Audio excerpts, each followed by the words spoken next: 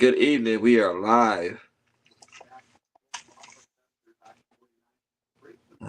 We are live now. We're gonna wait for a couple people to come on, and then we're gonna rock and roll.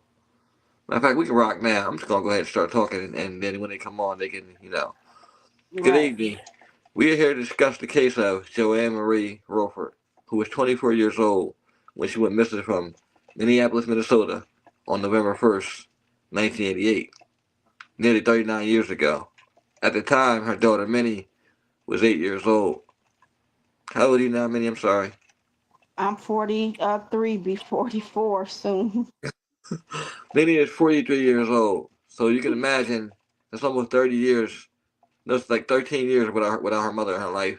And today she's going to be discussing her mother's case, what she thinks happens to her, and also there'll be some shocking revelations about family being involved in this case. So, Minnie, I'm going to give you the floor. I know you were young when your mother went missing, but what do you remember from that day?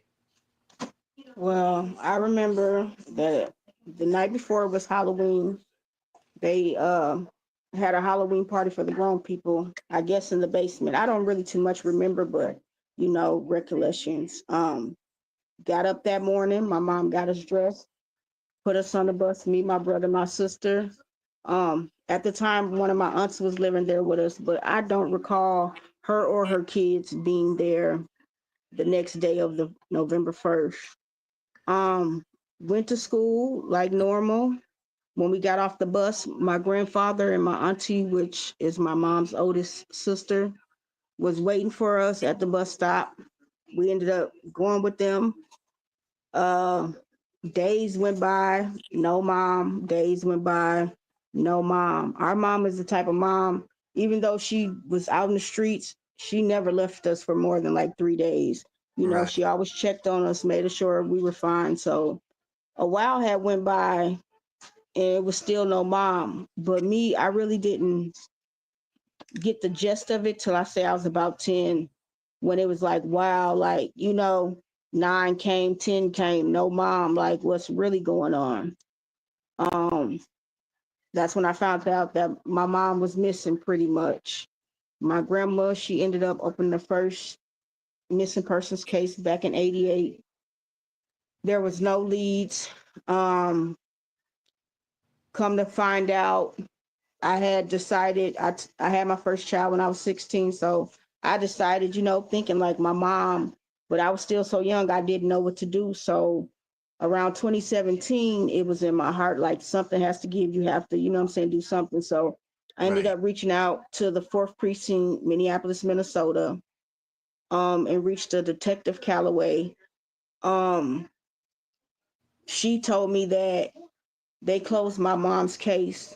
And the reason that they did that was because her cousin, Tina Matthews, had been using her name since 1989. Now, mind you, 88 of November and January, that's just a couple months. She Right. went to using my mom's name from 89 to almost 2000. I ended up opening the case in 2017. She ended up catching a case. That's how we ended up figuring out why they ended up really closing the case. But nobody reached out to my grandmother and gave her any information about, even I would think that if we're saying a person is missing, wouldn't you go to the family and be like, there's somebody using this person's name after, so many months or whatever, Right. and let us figure it out. But no, we didn't find this out until 2017 when I decided to reopen the case. So she used my mom's name and she ended up getting caught because she ended up committing a crime, and the person who she committed the crime against knew her real name. So when Wow.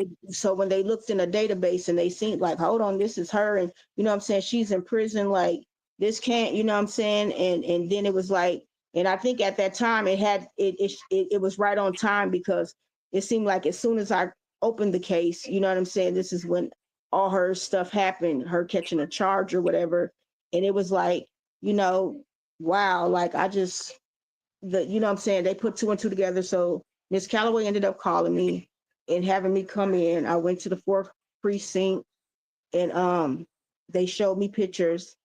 And I told them who she was and how we were related. And they said that was the reason why they closed my mom's case. So I told them that I wanted it to be reopened and that I wanted to press charges against my cousin to the extent max for using my mom's name. I still haven't, she still hasn't been charged, nothing. So you She's mean to free tell from, me? So you mean to tell me this huh? whole time? So I'm gonna cut you off. You mean to tell me this whole time that she's been using your mother's case? She's never been charged for doing that because she actually hindered them in an No, investigation.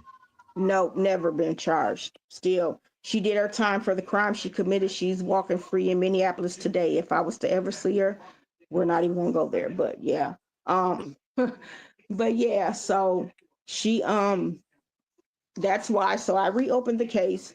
You know, every year, I try to call, and see, like I gave, when I reopened the case, I gave them a list of names, like people they should contact, people I thought would, what I'm saying, they could talk to, family members, everybody, nothing. Like you haven't talked to one single person. Like some people might be in jail, rehab, still on the streets. These people are still around that you could have, this list of names that I gave you that you could speak to, nothing. You know what I'm Right. saying? I think my family knows more, her sisters, what I'm saying? They know more than what they're telling or leading on. I believe it in my soul because anytime we get to asking questions, it's just like a whole bunch of, what I'm saying? Like I was just telling my brother, like I called the one who raised me, what I'm saying, her oldest sister, which I call her my mom. I called her and I was asking her questions because I wanted it for the podcast.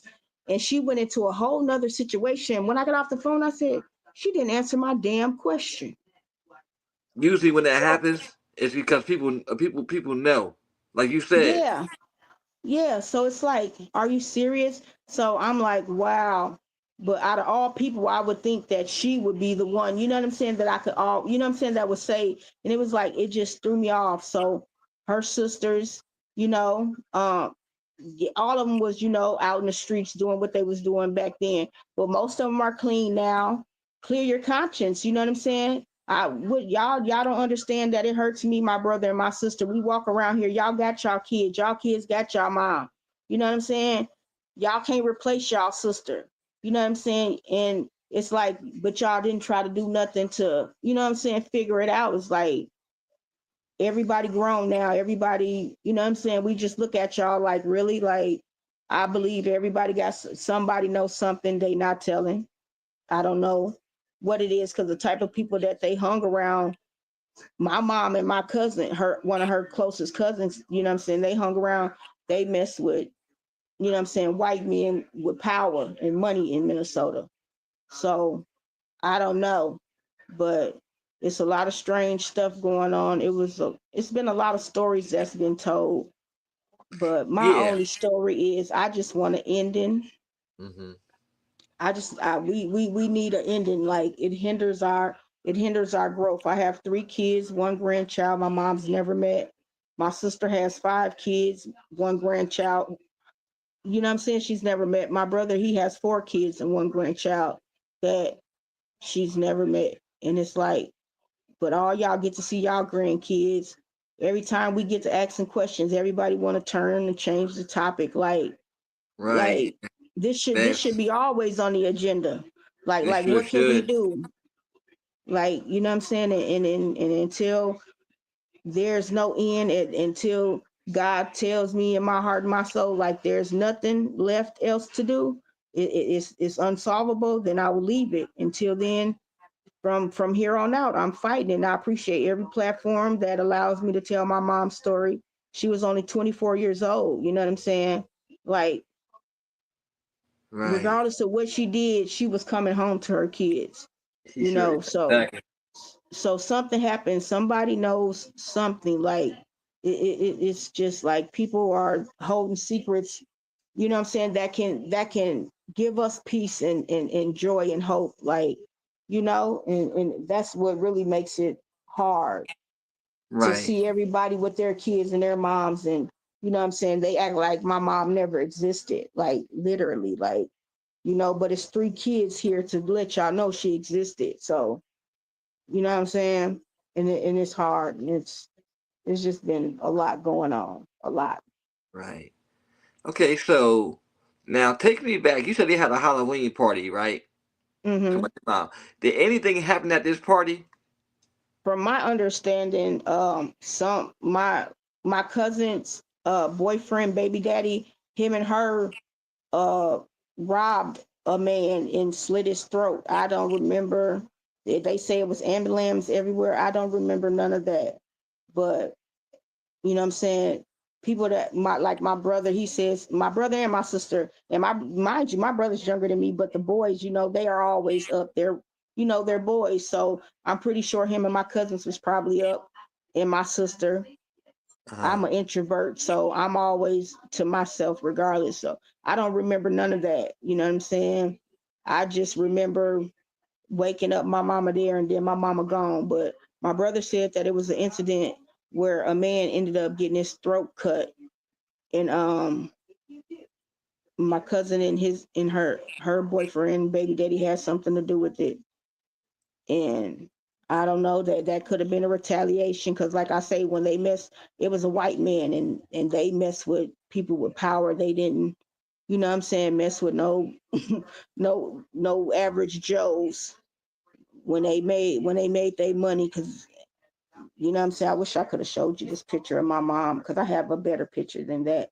They was bad, her and her teammate, and they they kept them people. So yeah. right, right. I mean, you could always send the picture to us. I mean, but Yeah. I'm glad I was able to lighten this picture up to get her eyes. Yeah. Because she does have some beautiful eyes. Because Yes, she does. yeah, it's always I don't know. It's always when I look at the pictures of people that are missing, it's like the Hmm. eyes tell a story. Right. And And when she her eyes are saying, bring me home. right. Bring me And when home. she went missing, she had a colostomy bag because she had real bad gallstones. So she Okay. had a colostomy bag.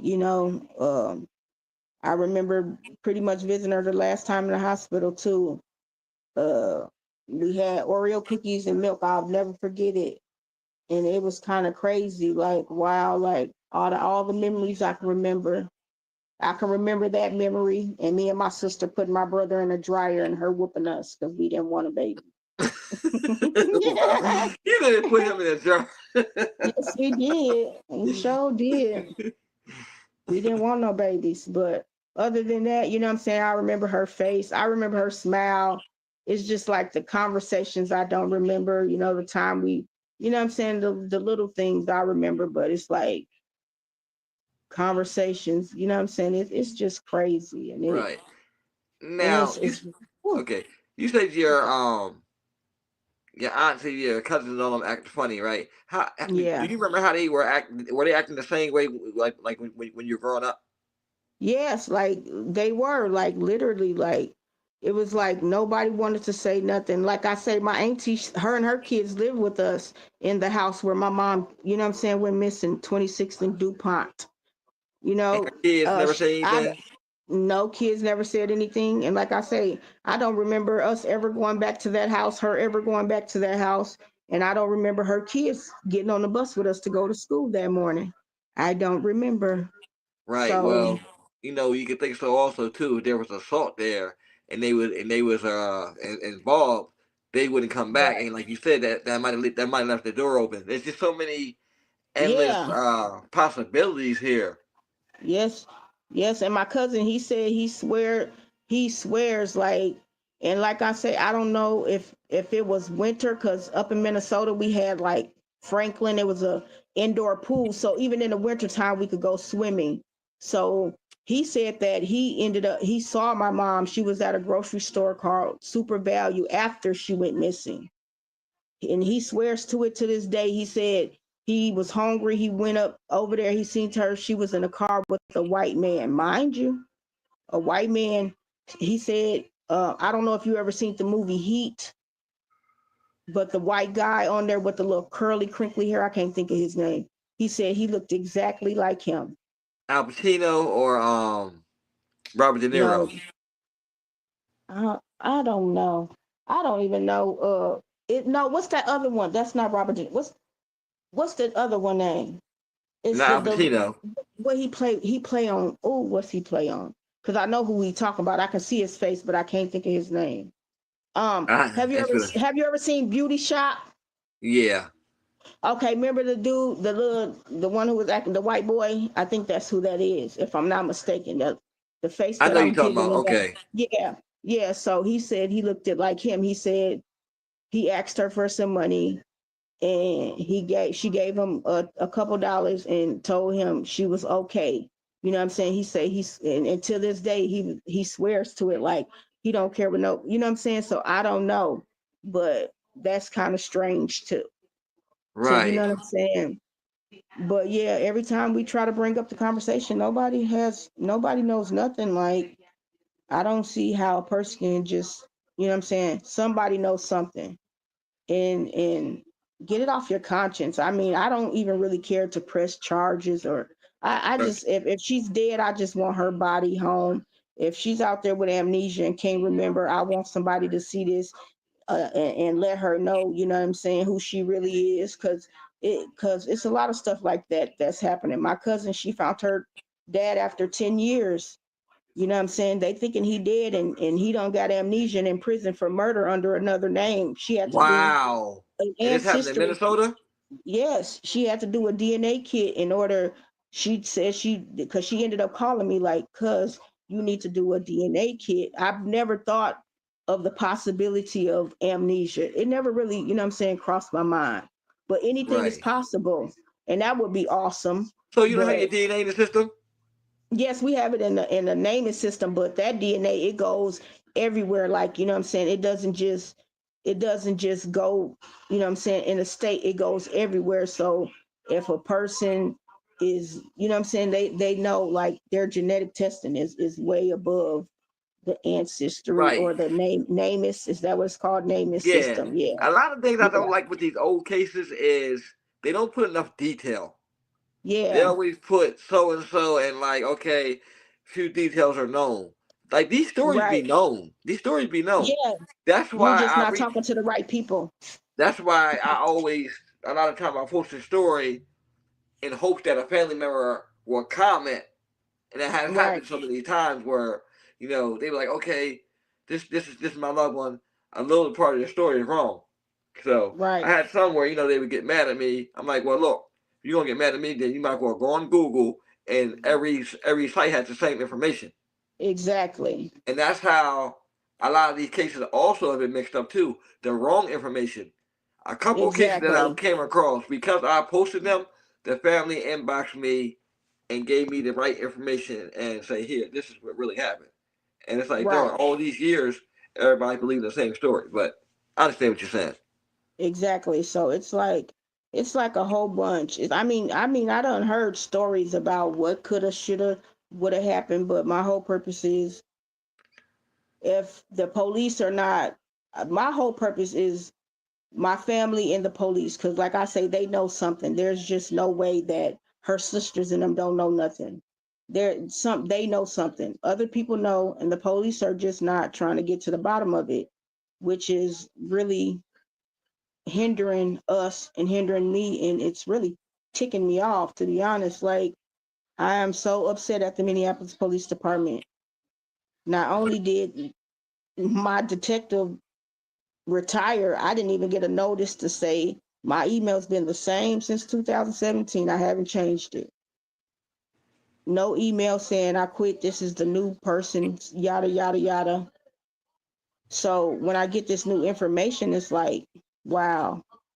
I ended up inboxing the lady, and it says that she's from the juvenile unit, and I'm thinking like, how is she an investigate? Like, what is really going on here? I just it's mind boggling.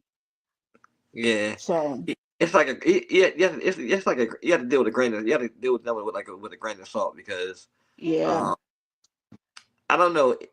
And then a lot of times, like you said, these cold cases they don't think that they can be solved, so exactly. they won't. Honestly, tell Yeah. you the So truth, a lot of these days, social media is actually solving these cases. exactly, These Facebook groups are really putting the information out there. and that's so true, and that is exactly why Yeah, I'm we kind of just we glad just for the had a technology. a group that I know that I follow. I think it's Jane and John Doe's 1970s, 80s. They just helped solve a case. She posted an old case and a bust of what somebody would look like, like the a drawing. And Mm-hmm. this girl said, "Oh, I think this could be my mom." And Yeah. from that, she took a DNA, and it turned out to be her mother. And two people See, were charged with the murder. see, exactly, and that's exactly how it's getting solved. If they're not charged, they And suspects in the murder. Yeah, something like that. But yeah, yeah, this was recent. yeah. See, and that's what it be. It's just that one little thing that get it out there and make it known. You know what I'm saying? And um, in Minnesota, this uh is called I can't think what it's called. It's about black missing people. They did a story on her, and the guy, he reached out to me and he was like, as long, just like you, as long as I've lived here, I've never, what I'm saying, heard this case. And he said, and then he the one told me, he said, your mom's case is the longest unsolved case in Minnesota. I said, what? He said, Wow. yes. 37 years. I actually looked up. 37 years her mom's been missing. It'll be 38 years this year. Yes. And 38 it's years. and Just think it's about that. crazy. And it's 38 crazy. years that people have information, people know what happened to her. Like she said, clear Yeah. your conscience. Clear your conscience. If this is your Right. family, how you say it's your family, do the right thing. Right. Because Because blood is somebody, thick. it's out there. Blood is thicker. Blood is supposed to be thicker than water. But Yeah, these it's days, I'm not supposed. so sure about that anymore. I'm telling you, you got to watch them more than you watch them. And all me and my brother and my sister want is closure. I mean, our lives have been rough. You know what I'm saying? It's been hard, and it's like somebody out there somewhere knows something, and all you need to do is call the Minneapolis Police Department. I'm about to give out the information. Minneapolis 4th Precinct. The number is 612-673-2941, and tell them that you're calling about the case of Joanne Rutherford, case number 17099692. You don't have to leave your name. You don't, just let us know what you know or what you've heard, because it's Right. the person that knows is the person that told someone. Tell it. My y'all tell it. Oh, I'm about to tell it. You know, that's all we ask. All Yes, I give this ask. family some answers. Give this family some answers. Like I said, it's been too long. She, her brother and her sister, Yeah, they've had like, to live basically their whole life without their mother. And my mother, was alive, but me and my brothers and sisters grew up in different households. So I okay. already know that side. I've been on that side of the fence. And I know how it feels to not grow up with your parents. But Right. to not physically see your parent in 37 years, Yeah, it's it's I it's don't. hard. It's hard for me now not seeing my mom because she passed away, you know, 26 years ago, whatever. But 37 years of not knowing, that's not what this is supposed to Yeah. be about. Yes, it's Please, not. if you know anything, please reach out to Minnie or, the Minneapolis police. Get this family some answers. It's been too long.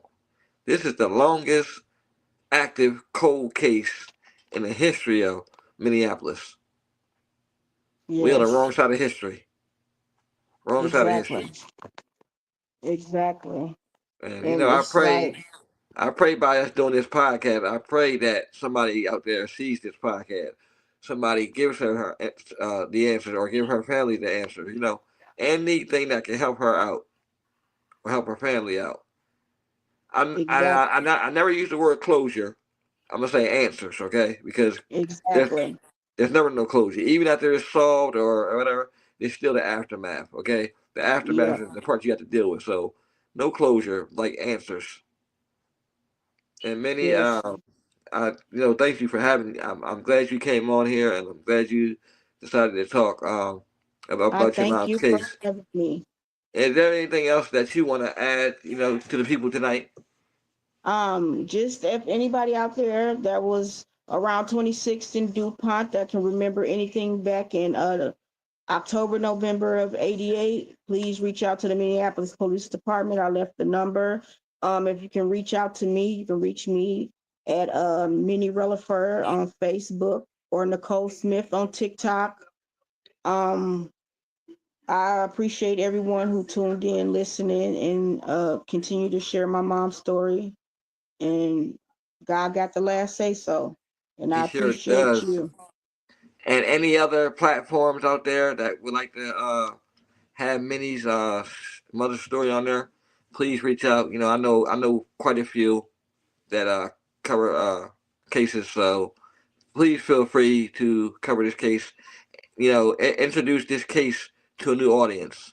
We Yes. introduced it tonight to my audience, which is big. But just think about if we can, release it to other audiences. You know, Mhm. so Oh, and I have one more thing. go ahead. I have I have set up a GoFundMe page to hire a private investigator to help with my mom's case. So um you can look on my page. It's up there. Please share. Anything is helpful. I'm just trying to get as many answers as I can get. So I appreciate everybody for tuning in and listening to my story. Uh, yes, Joanne Marie Rulford was 24 years old when she went missing from Minneapolis, Minnesota. Thank you for watching. It's the Klein Williams, and this is our daughter Minnie Rulford.